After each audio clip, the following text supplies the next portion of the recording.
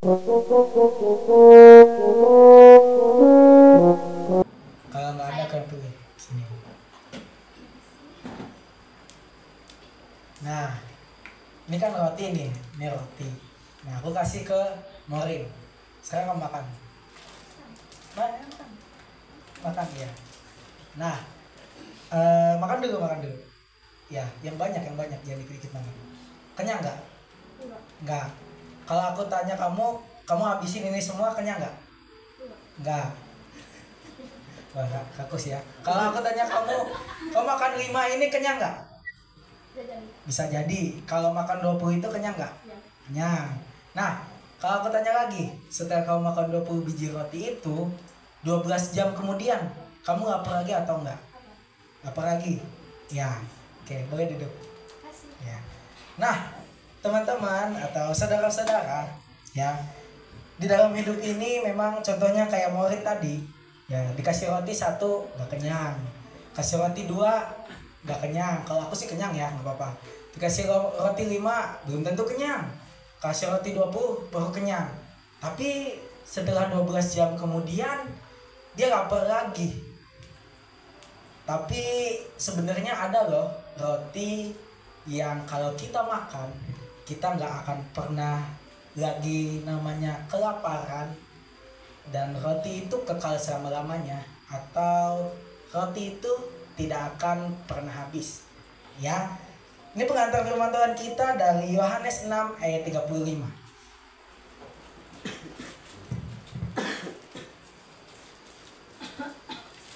Kita baca bersama-sama, TB1 aja. Yohanes 6 ayat 35. Yohanes 6 ayatnya yang ke-35.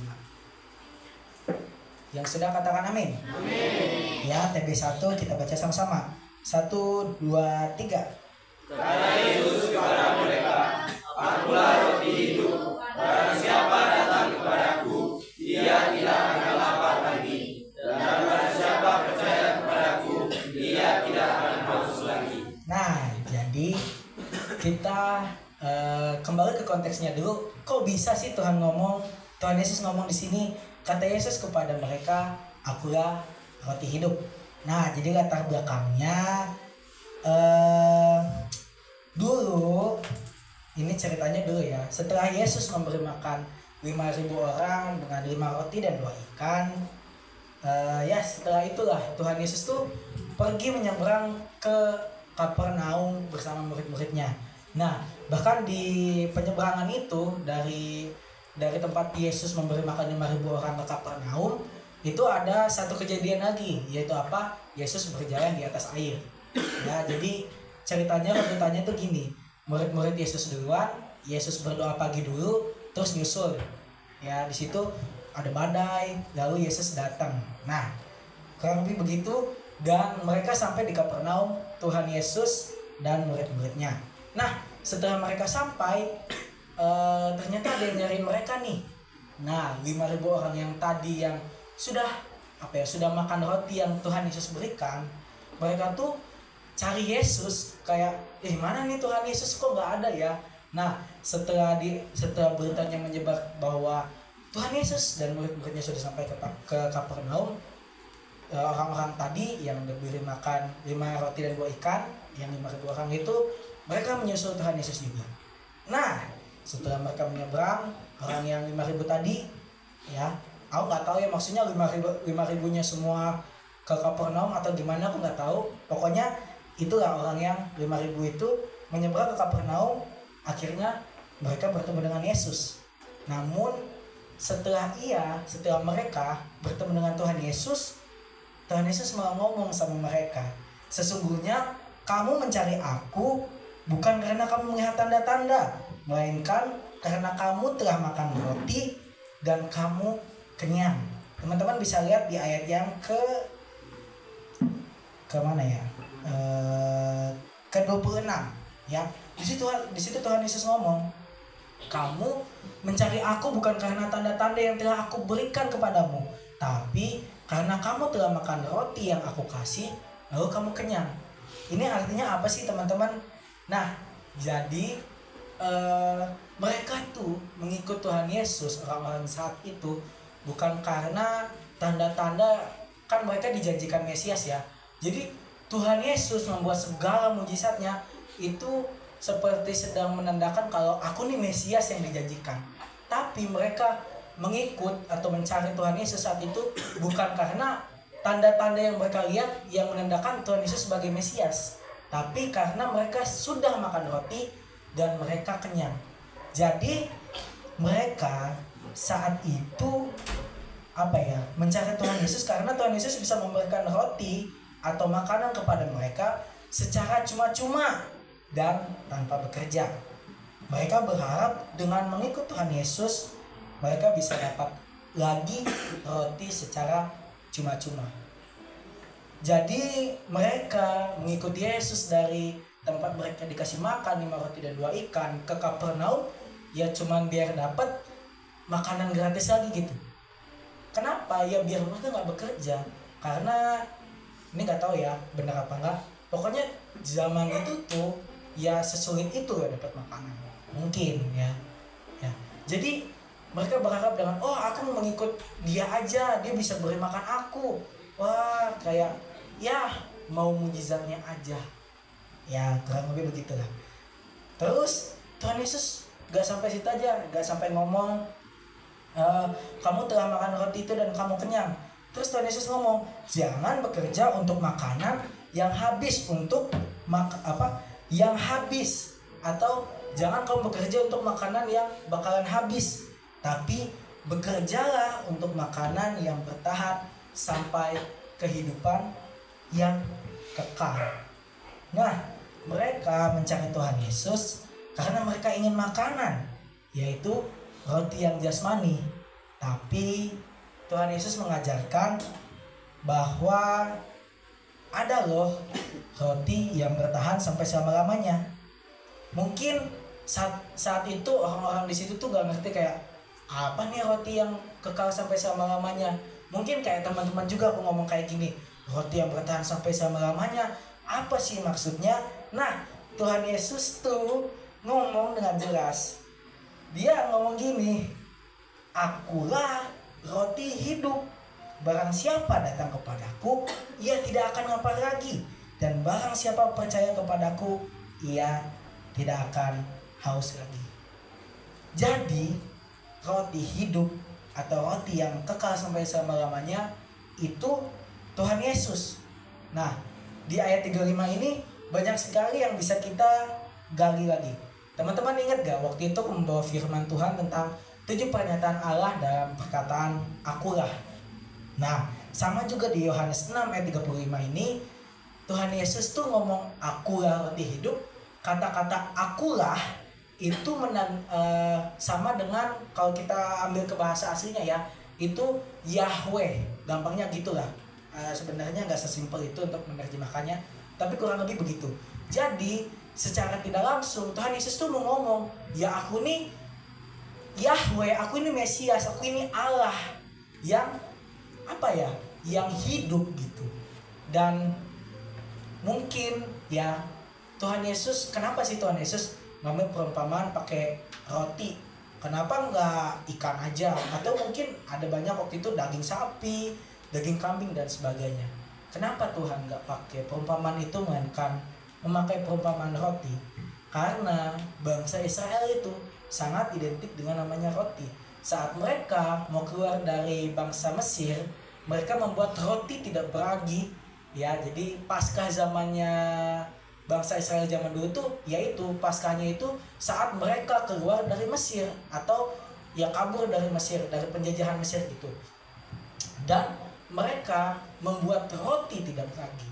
Dan juga selama di padang gurun mereka diberi makan oleh Tuhan, yaitu roti mana. Jadi udah sangat familiar lah gitu Tuhan Yesus menggunakan bangsa Israel dengan roti. Makanya bahkan setiap perayaan Paskah zaman itu mereka wajib membuat roti tidak beragi. Jadi kayak hidupnya tuh ya udahlah, udah identik gitu sama roti. Makanya Tuhan Yesus tuh ngomong, dia menyamakan dirinya dengan roti, bahwa Tuhan Yesus tuh ngomong gini, ia penting bagi kehidupan setiap kita. Bukan hanya kehidupan fisik, tetapi kehidupan kekal kita atau kehidupan rohani kita. Kehidupan yang penuh dengan kasih, pengampunan, dan keselamatan. Ia adalah roti hidup yang membawa kehidupan kekal. Jadi di sini Tuhan Yesus pas dia ngomong akulah roti hidup, dia bukan berbicara tentang roti yang fisik, roti yang seperti dimakan murid tadi, tapi Tuhan Yesus berbicara tentang roti kehidupan itu, roti yang untuk kehidupan rohani kita. Bahkan ini lebih dari itu, Tuhan Yesus ngomong akulah roti hidup. Dia pengen ngomong gini loh, bahwa dia adalah satu-satunya jalan keselamatan. Kenapa? Karena hanya dia yang bisa memberikan kita kehidupan kekal. Kehidupan kekal itu apa? Ya kehidupan setelah kematian. Dan yang bisa memberikan itu siapa? Cuman Yesus. Jadi secara lantang, secara sadar Tuhan Yesus itu ngomong, aku adalah roti hidup. Ya, bukan berbicara soal roti yang fisik, tetapi roti yang beri kehidupan yang rohani, yang memberikan kasih, yang memberikan damai, yang memberikan sukacita, dan memberikan pengampunan di dalam hidup kita. Nah, coba sekarang kita pikirin deh, sering gak sih kita datang ke Tuhan Yesus karena kita butuh sesuatu doang? Kayak orang-orang tadi, yang 5.000 orang tadi mencari Yesus karena Tuhan Yesus bisa memberikan roti sama mereka. Misalnya kita nih berdoa supaya nilai ulangan kita bagus, biar kita sembuh pas sakit, atau hal lain sebagainya deh. Itu gak salah sih, tapi Tuhan Yesus mau kita mengerti bahwa ada sesuatu yang lebih penting. Dia bukan cuma pemberi berkat, tetapi dia sendiri adalah berkat terbesar buat kita. Pas Yesus ngomong akulah roti hidup, ya artinya dia tuh berkat sendiri buat kita. Bukan cuma Tuhan bisa memberikan berkat kepada kita, tapi dia berkat itu sendiri buat kita. Dia sudah mati di atas kayu salib buat kita. Dia menyelamatkan hidup setiap kita.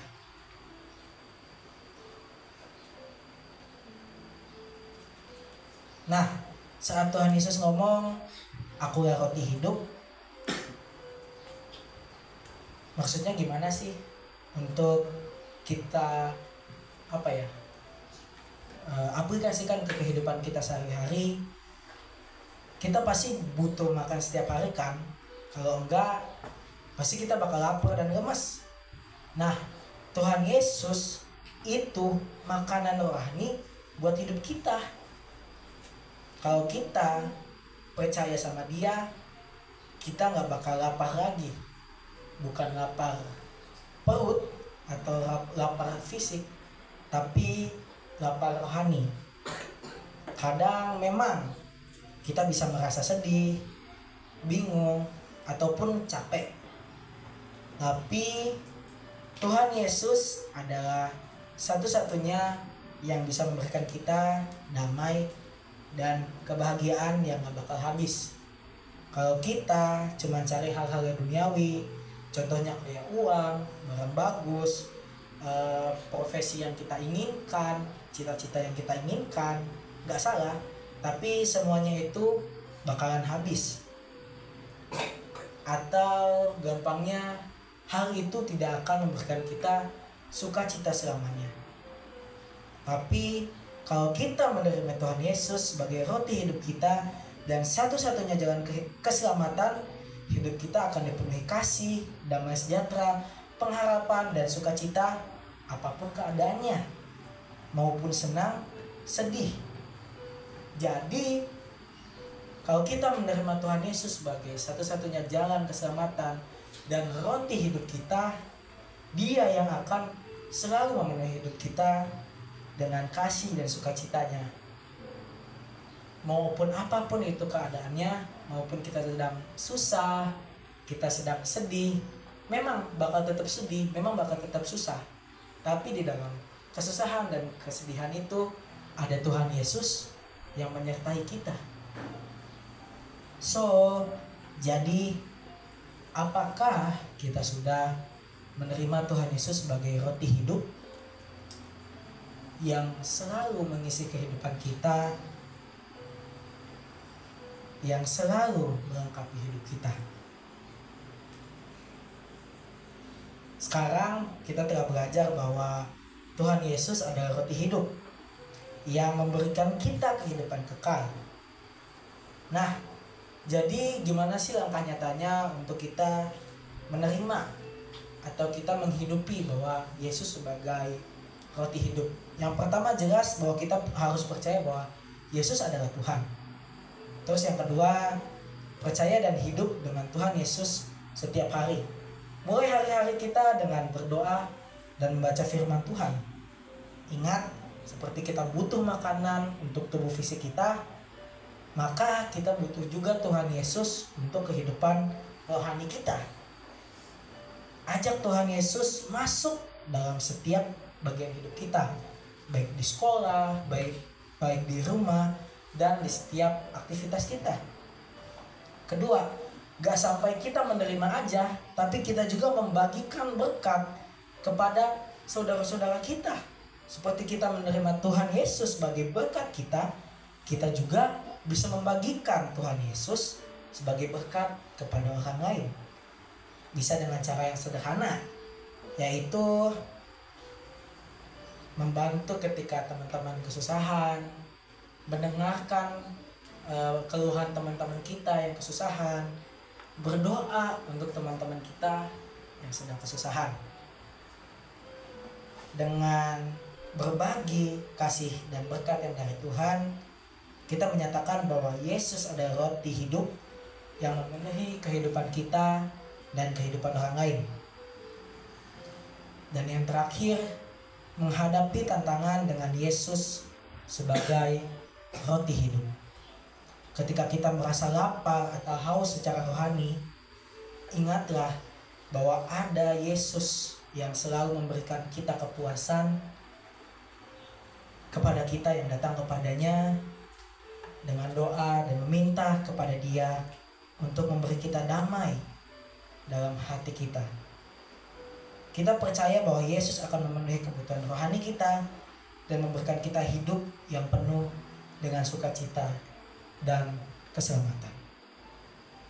Walaupun jadi bukan artinya Tuhan Yesus memberikan kita sukacita, kita gak bisa merasa sedih.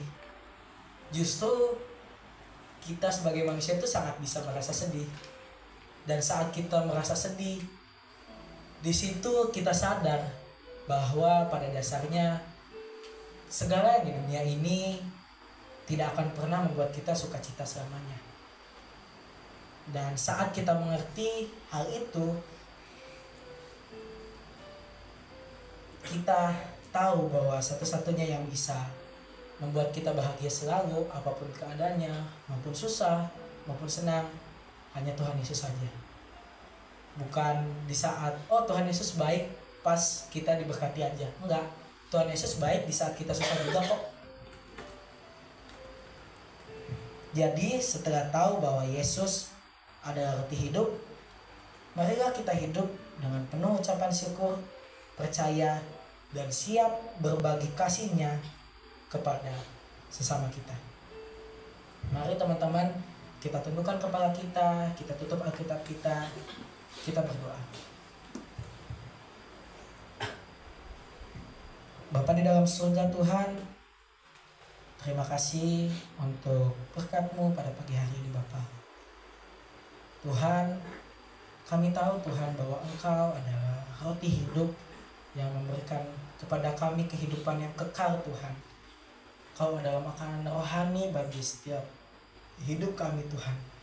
Kau yang memberikan kepada setiap kami keselamatan, kasih, dan sukacita maupun keadaannya susah ataupun senang Tuhan, di saat kami diberkati, di saat kami sedang susah, Tuhan adalah sumber kebahagiaan kami. Kebahagiaan kami tidak diukur Tuhan dengan banyaknya berkat kami atau senangnya hidup kami, tapi kebahagiaan kami diukur karena Engkau Tuhan yang ada memenuhi setiap kehidupan rohani kami Bapa. Terima kasih Tuhan, biarlah kami bisa senantiasa selalu menjadikan Engkau makanan kami Tuhan.